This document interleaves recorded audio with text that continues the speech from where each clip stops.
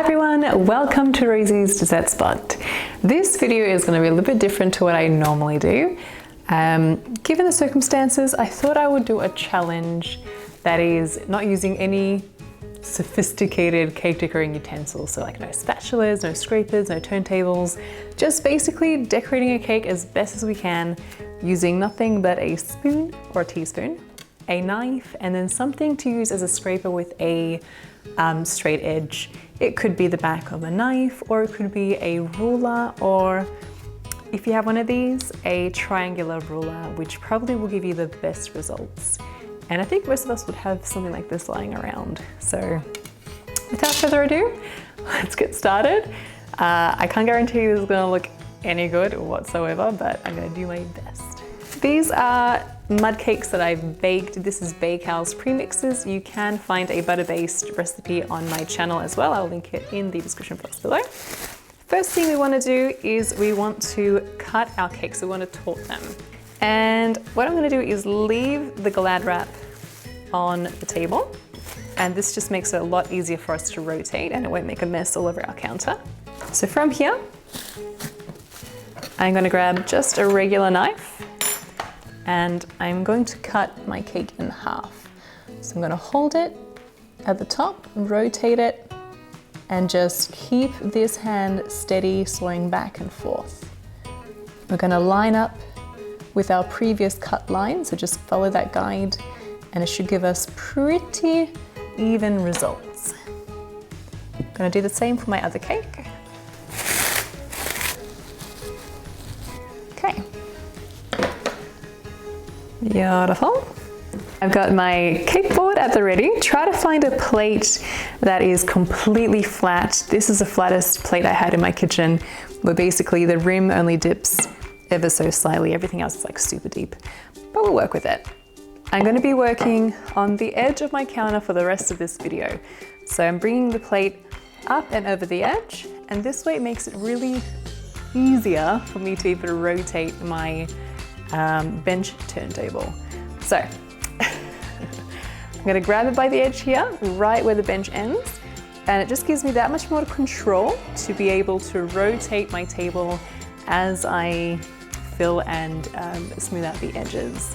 You will need your buttercream, and this is just American buttercream, the hybrid version that I do, so half vegetable shortening and half butter.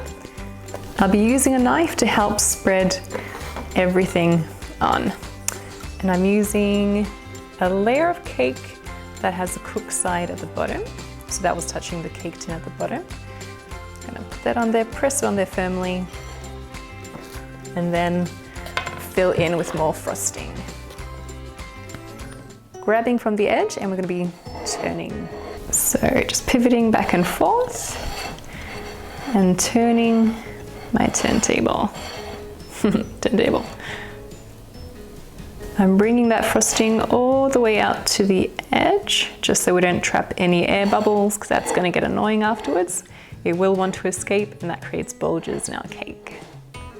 This will be the one with the top cut. So that was the very top of the cake that we cut in half. This is the last layer of frosting. Kind of finding it easier to keep my knife still and just turn the turntable. Sorry, I keep saying turntable, but you know what I mean. That seems to make a nice flat base. On goes the last layer of cake, and that is with the baked side facing up. Bring yourself up level, make sure it's nice and centered, and then press down firmly to make sure it's all stuck together. You can microwave your buttercream for about 5 to 7 seconds before you do this. It'll just give you that much more control. It'll be really smooth and soft, so you can spread it much easier. So much less resistance. Now normally I like to work over my cake like this, but I think it'll be much easier for everybody if we maybe worked from the base and just push the buttercream up. So this is how I'm going to apply the buttercream for the crumb coat. Now this cake I baked last night. It was kind of late when I baked it, and so I kind of totally forgot to put it in the fridge. and it's really crumbly, so it hasn't actually had time to set in the fridge. If you have the chance, bake it the night before, pop it into the fridge in Glad wrap, and let it sit there until it's had the opportunity to settle and harden. And that way you won't get all these crumbs everywhere. I'm getting all these crumbs now because I didn't give it the opportunity to harden in the fridge. We're almost done. Okay, so that is our crumb coat. I'm gonna smooth it out. I'm gonna get to the base first because I know that the scraper might not be able to reach that section. And I'm again gonna use the edge of my bench to grab the plate and turn it. This is a good time to fill in any of those pockets. Normally I'd say it doesn't really matter how the finish is on your crumb coat because the final layer of frosting will cover it.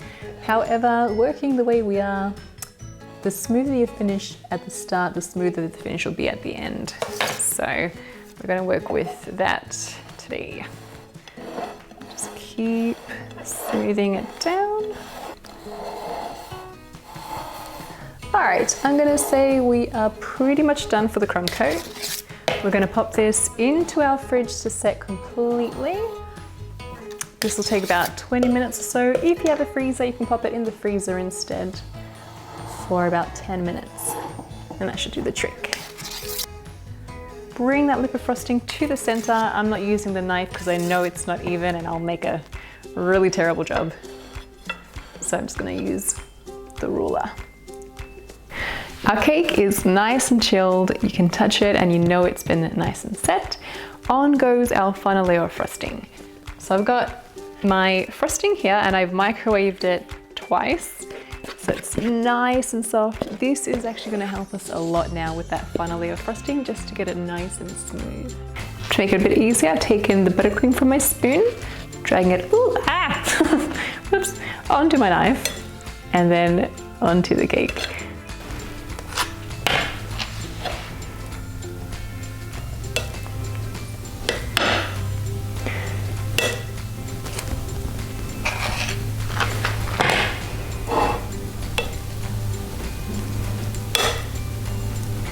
So we've applied our buttercream and it's becoming a little solid at the bottom because the plate's really cold, and so the buttercream's sitting faster down here than it is up top. I'm just going to move that around a little bit. So from here I'm going to grab the ruler again and we're going to start smoothing it out. Just going to quickly fill that in. Just going to use my knife for that. Back to our ruler, just going to go across and I'm just going to work it on here. So normally you'd go around and you keep going, with this time I'm just going to work that buttercream onto the cake. Especially because it is getting much heavier, this is probably going to give you a little bit of relief on that arm.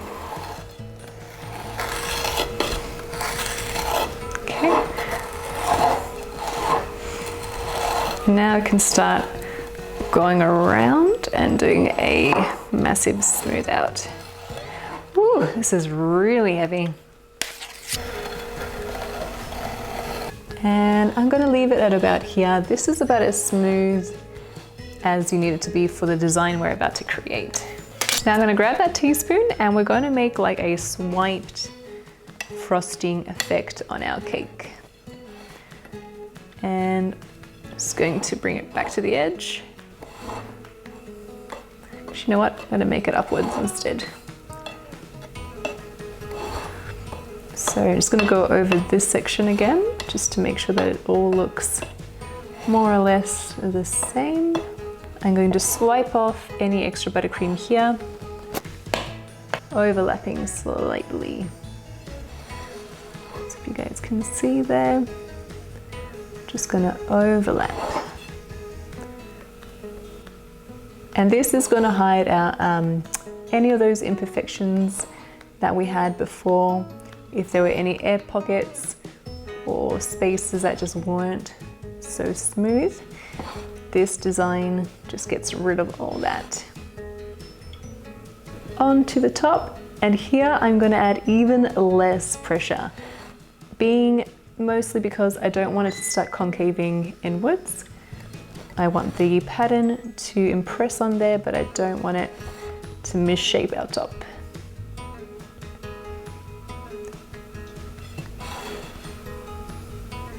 That's our top, and now we just have to bring that top lip for frosting down to the middle. From here I'm going to grab my triangular scraper, and we're going to go from the edge leading in. Actually, it's a bit too wide, so I'm going to use this section here. Just gently pull that in. Scrape off each time, so just make it nice and clean. You might choose to use a wet cloth to clear it out every time, and just bring that in. And I'm going to call it a day. I'm going to stop there or I'm going to overdo it. I'm sure you guys have seen these before. These are my all-time favorite flowers. And I'm just going to pop them directly onto the cake while the buttercream is still soft so it sticks. And just some greenery that also came with the bouquet. I'm not decorating this from the front of the cake, so I can't actually tell if this looks any good, but we'll find out when I come around. So this is a bit too long. And we'll pop you here.